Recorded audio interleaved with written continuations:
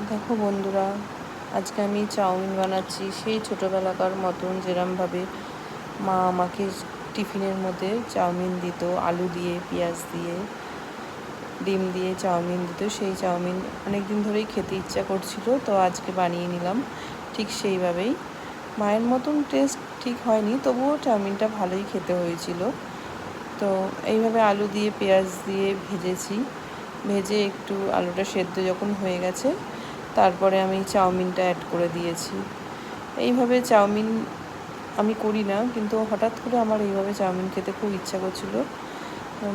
ছোটোবেলা যত বড় হচ্ছি ততই ছোটোবেলাকার কথা মনে পড়ে যায়।